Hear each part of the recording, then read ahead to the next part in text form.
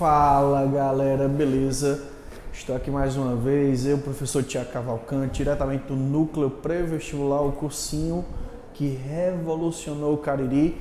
E hoje nós vamos trabalhar um assunto que é o primeiro reinado. Estamos entrando aí na parte de Brasil Império. O Brasil durante muitos anos foi um império. A história do Brasil tradicionalmente é dividida em três grandes fases: Brasil Colônia, Brasil Império e Brasil República. Essa ideia do Brasil ser governado por uma monarquia é uma ideia que ainda não morreu. Ainda existem fortes setores da sociedade que defendem a ideia de que a monarquia brasileira sofreu um golpe e que essa monarquia foi retirada do poder de forma ilegal. E os seus defensores mais entusiastas acreditam que é possível e que é legítimo o retorno dessa monarquia ao poder.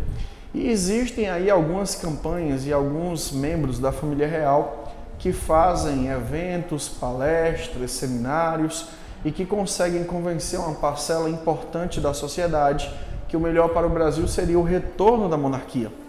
No ano de 1993, estávamos no governo Itamar Franco. Esse país passou por um plebiscito para decidir se nós continuávamos sendo uma república ou se voltávamos a ser uma monarquia.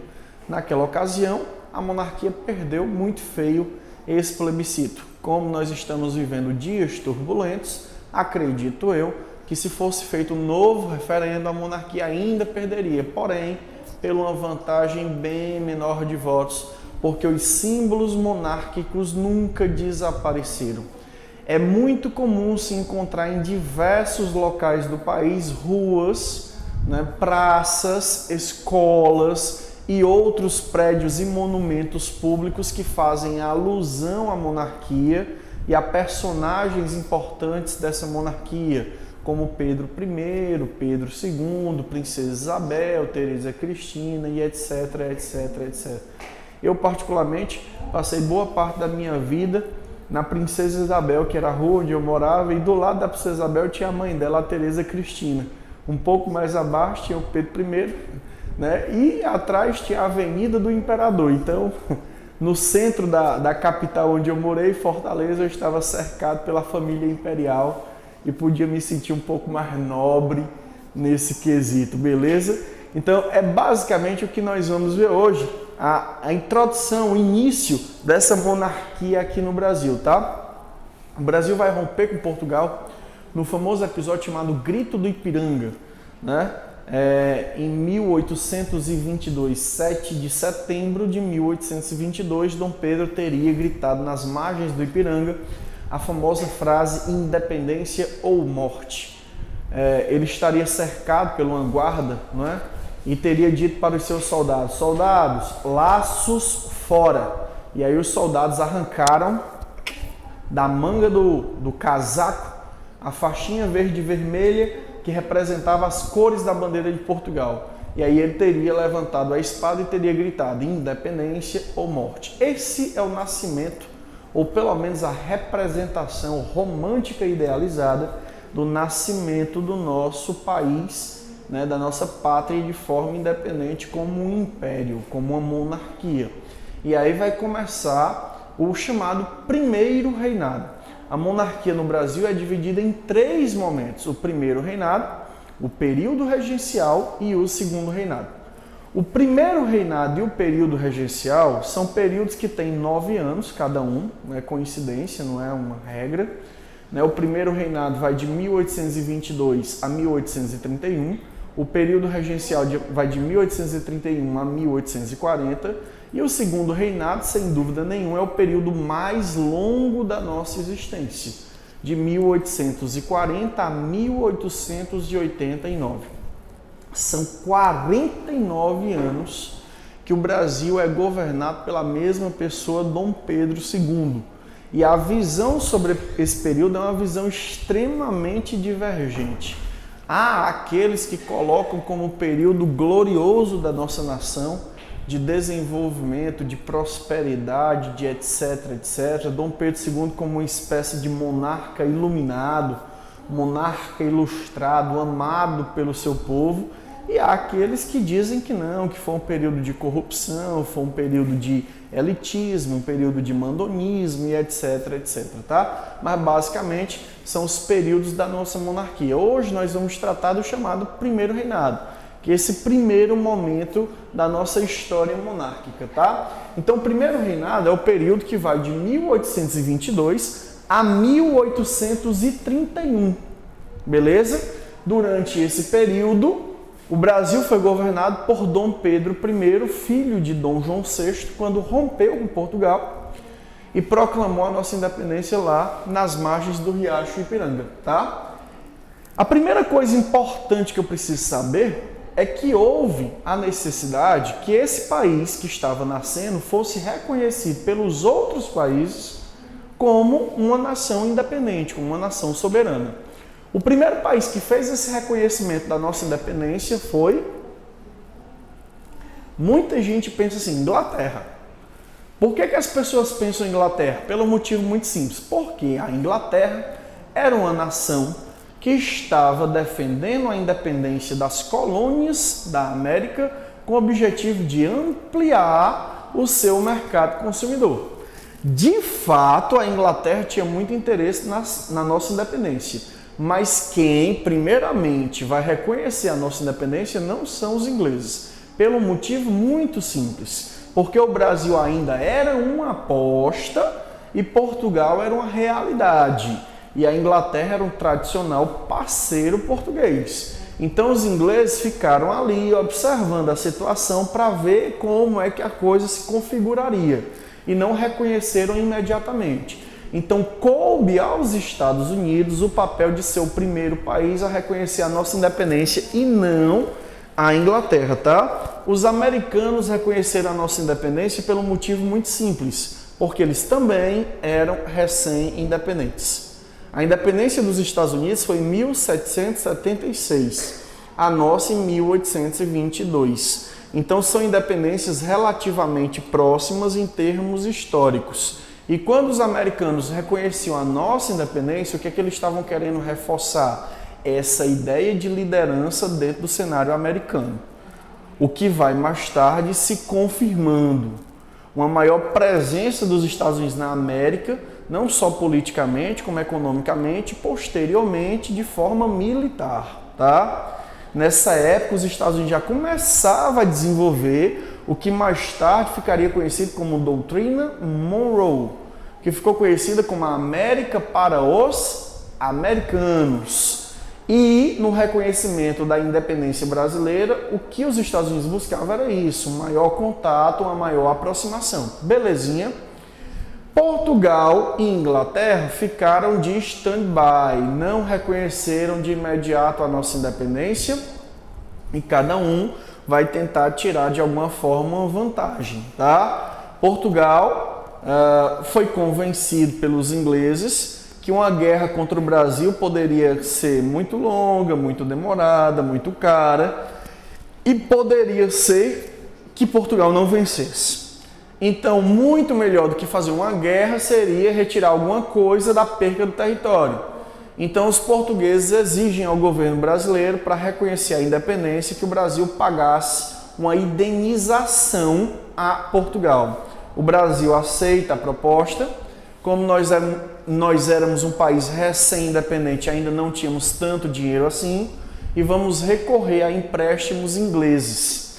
A Inglaterra nos empresta o dinheiro, nós pagamos aos portugueses, que tradicionalmente deviam aos ingleses. Então o que é que o dinheiro fez? Saiu da Inglaterra e voltou para a Inglaterra.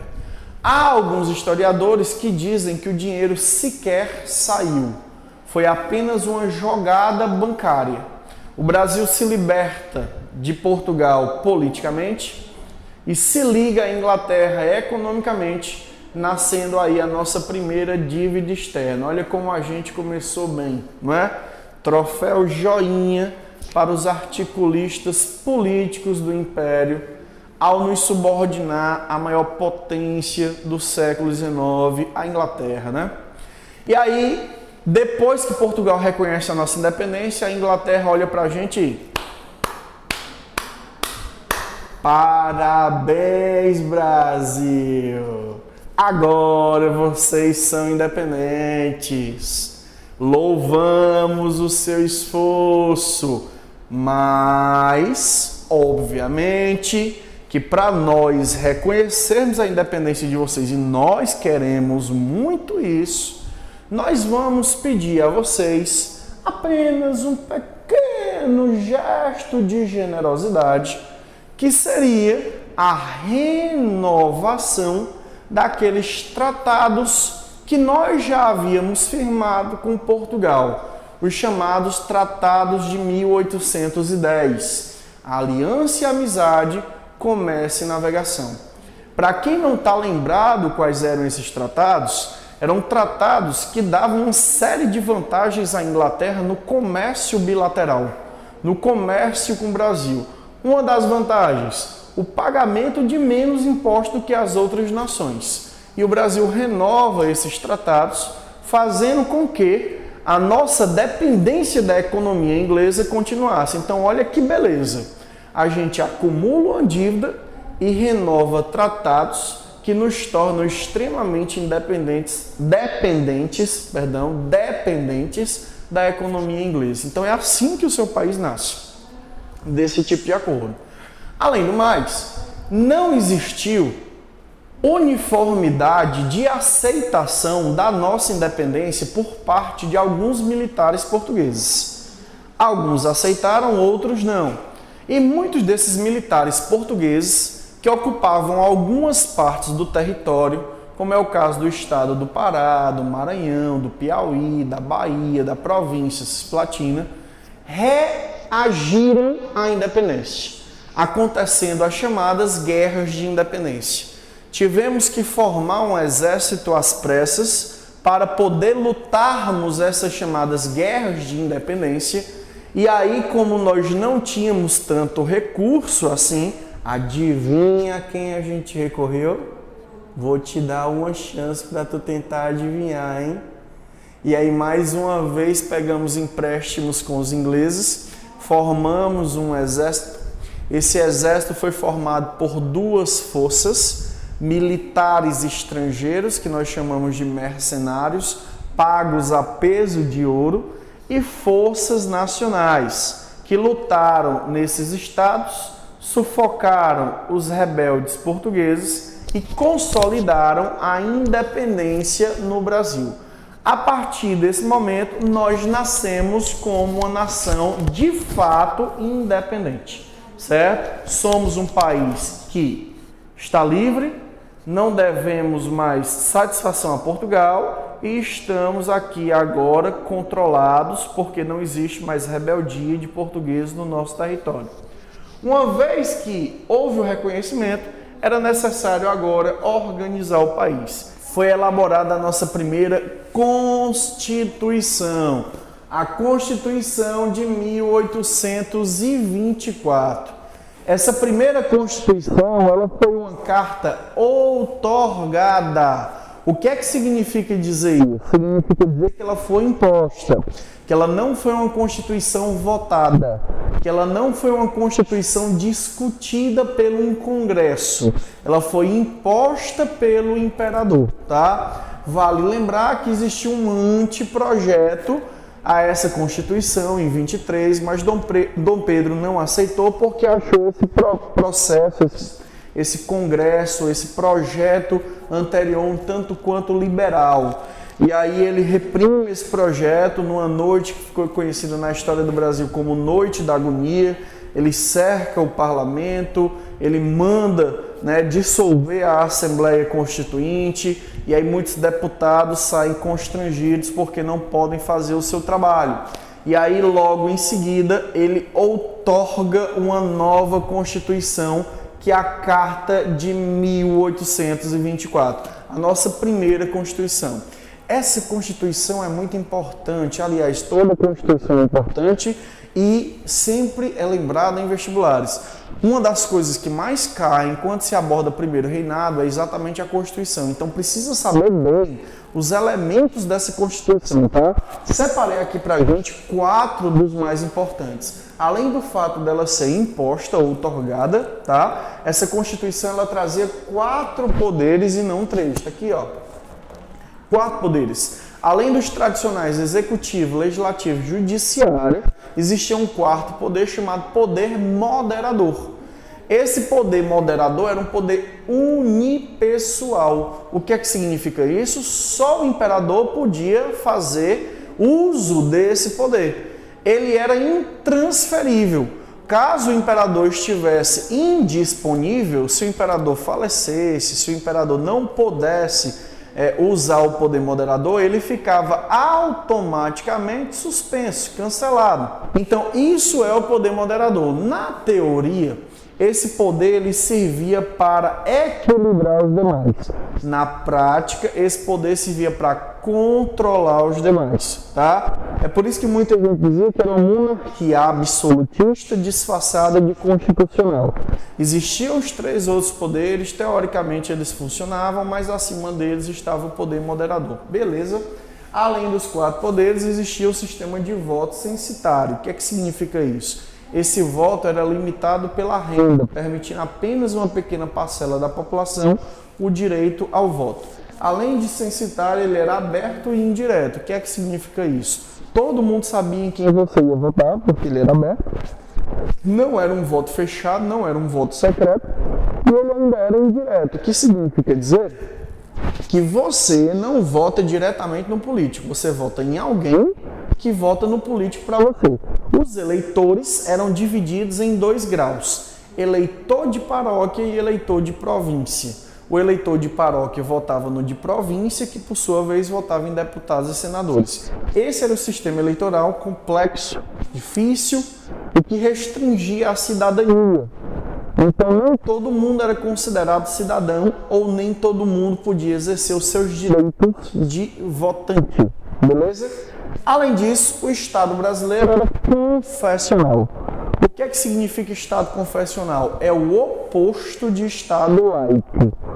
O que é o Estado laico? É quando Estado e Igreja estão separados. Então, o que é o Estado confessional? É a união do Estado com a Igreja, tá? Ou seja, o Brasil era um país oficialmente católico.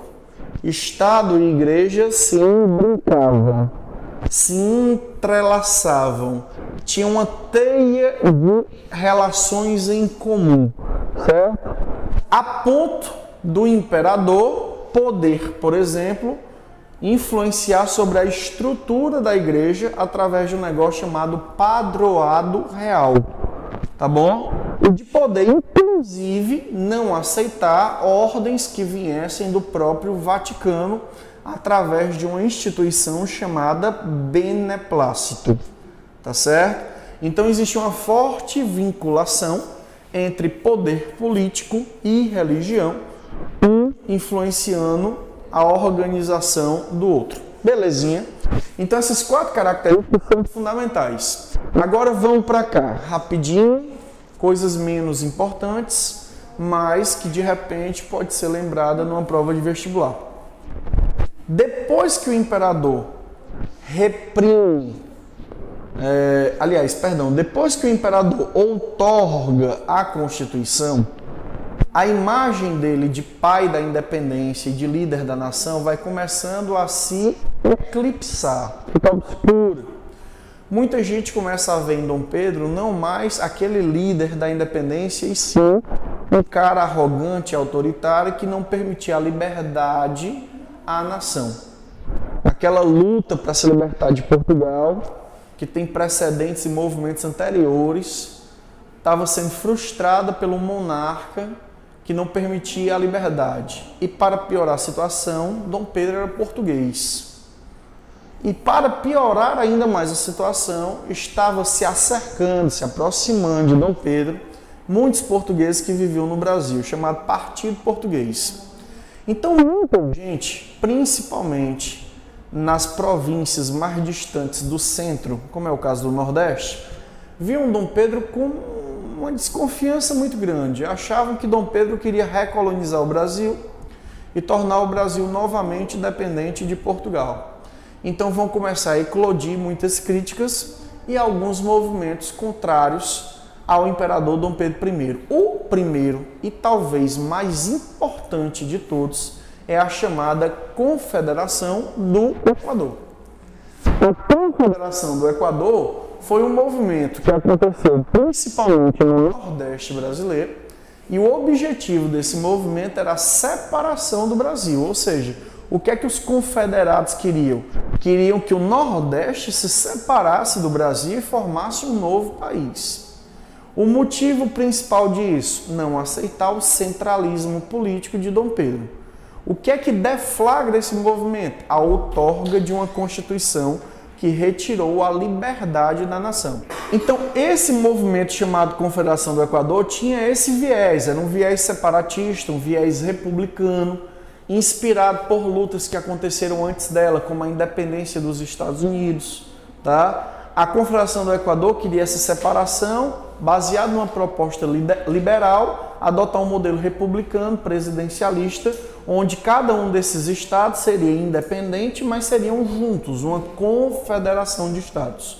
Provisoriamente, adotaram a Constituição da Gran Colômbia, que era um país que estava surgindo, liderado aí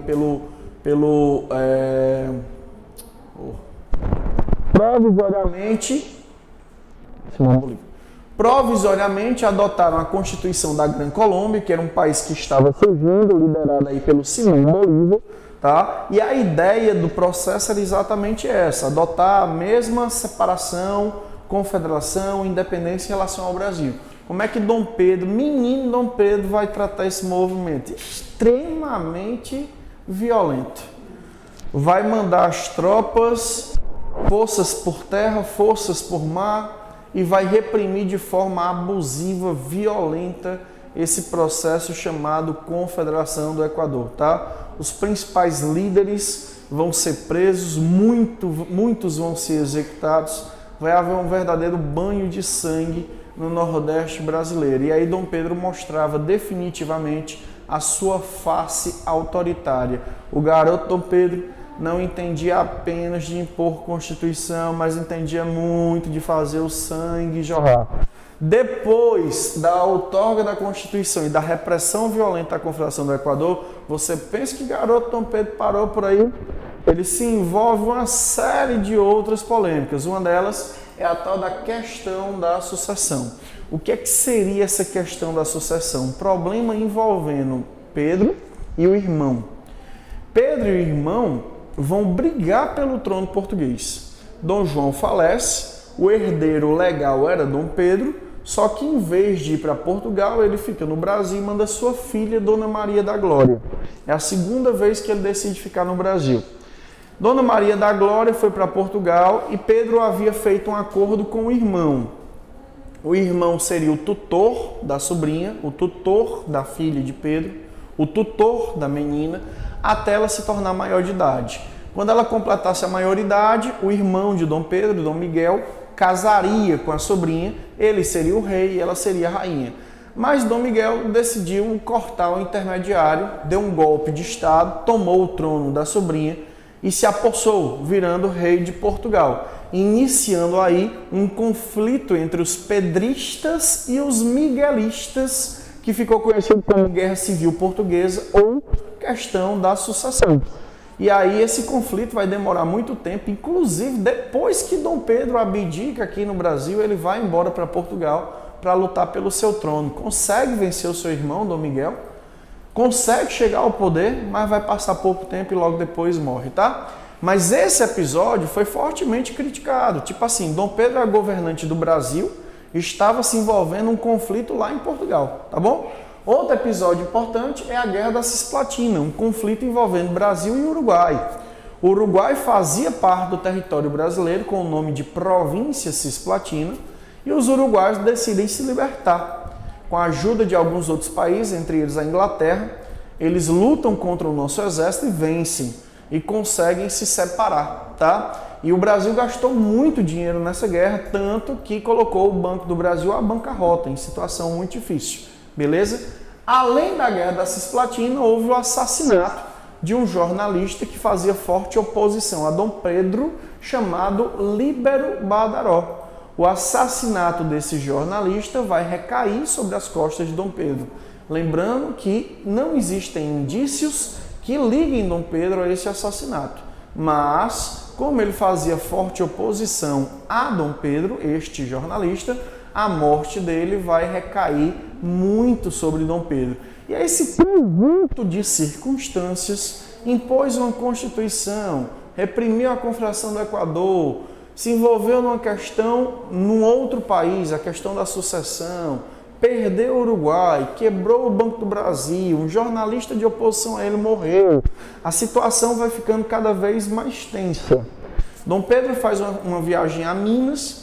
Quando ele chega na cidade onde ele foi visitar, em várias partes da cidade, faixas pretas espalhadas em luto pelo Líbero Badaró. Dom Pedro volta para o Rio. Quando ele estava se aproximando, os portugueses decidem armar uma festa para recepcioná-lo e os brasileiros decidem estragar essa festa. E vai acontecer um conflito aberto entre portugueses e brasileiros, e o instrumento utilizado nesse conflito eram garrafas, num episódio que ficou conhecido na história como Noite das Garrafadas.